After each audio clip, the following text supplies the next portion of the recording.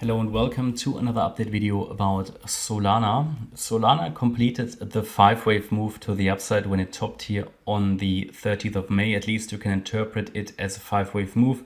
Again, it's not the cleanest of 5, but it's okay. 3 waves down were a little bit too shallow. We only reached the 38.2 Fibonacci retracement. Ideally, in a wave 2 for confidence, I wanted to hold the 50% Fib level. These are the details, that we normally look at. Ideally, in a wave 2, I want price to get to the 50% retracement. If it doesn't do that, it always leaves the option open for a high B wave, which would be highlighted here in yellow. What I highlighted to you is that, yes, it can be a high B wave, but a sustained break above the 1.38 retracement at 21.84 would make a high B wave less likely. Now, we had a break. However, in my opinion, not a sustained break. You can see we rallied above it, but broke. The problem is sustained break is a bit of a subjective term, right? But you can see the daily candle never closed above the 1.38 retracement, like a magical barrier. So we cannot rule out the high B wave scenario. The problem is it failed to reach the ideal third wave target here. So that can mean two things. So in a very bullish scenario, this was a wave 1, this was a wave 2. This was another 1-2 and another 1-2 setup. However, this would be another 1-2 setup within this third wave. It would be very, very bullish. Do I believe it? To be honest, no. I already said to you in the last video, I'm still a bit skeptical. So in this bullish, very bullish direct breakout scenario, it needs to hold the $20.98 level or $21, because if it's doing something like this, where this is another wave 1 and a wave 2, it should follow through like that roughly. But this wave 2 cannot go below the beginning of the wave 1. That would be a failure. So the $21 level is a very clear pivot point, yeah. And as long as it's holding that level, the focus can be on higher, in my opinion, in the white wave count. If, however, we break below $21, likelihood increases significantly to come back into the yellow support region, which would not necessarily be bearish. It would just reset this wave 2. So what I'm going to do now, going to put onto the chart the alternate wave 2. So alternative wave 2. That this wave 2, which presumably bottomed on the 2nd of June, which I'm not too happy with because it didn't pull back deep enough for me. But it's valid, okay? So we counted it like that, but obviously needed to observe here for a sustained breakout, which didn't happen. So this is now messy. Markets are messy at the moment. So I'm watching now the $21 level. All eyes need to be on $21.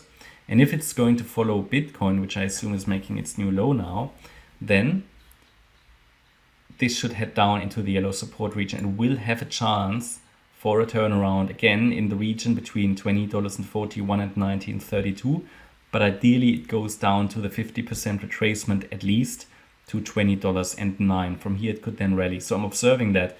I will buy myself if it gets back into this region. And at the moment it's, well, you can probably draw a bit of a trend line here. Not sure how valid that is, but yeah, you can draw a bit of a trend line. It's probably worth watching that one. If that breaks, it will come to 21 most likely. And if that breaks, it will come to 20.41 and then ideally also lower. So the $20.41 level here is important support. We had support here, here, here, and here, and here. So it's quite a bit of an important micro support area. We had resistance here and support here again, here again. That's quite a relevant one, okay? On the micro side here. But yeah, this is sort of my assessment of the Solana chart. Overall, though, even if we get back into this region here, then move up, this would also still be bullish, would rather allow for another lower, let's say low risk, high reward entry point. The ideal target for that third wave here, which it missed, let me think, yeah, would have been, let's just draw the fibs again. The 1.618 extension should have reached 24.59, and the smaller degree third wave here, that target was also the 1.618 extension, needed to reach 22.74, so it clearly failed. Yes, it reached the 1.236 extension, but anyway, even if I counted that a third wave, this comes down to deep for a fourth wave. So unreliable. So we need to be watching the $21 level. And but yeah, again, it would still be part of the overall bullish scenario, and only if it breaks below the $19.32 level, which is the 78.6 fib level, then I would say that this breakout attempt failed. Then I would say, okay, it failed to create an impulse to the upside. We only had something like a WXY structure maybe to the upside, and it is going to make a new low, with the next target being $17.78. But ideally it's holding that support, and we can also calculate the Fibonacci extensions. Now unfortunately the A wave was very short, but let's take the A wave low, go to the high of the B wave, and possible targets here. If you have a high B wave, then you can get either a so-called running flat, which means that the C wave is going to be shorter than the A wave. And here we have a possible target, which is the 1.618 extension at $20.50.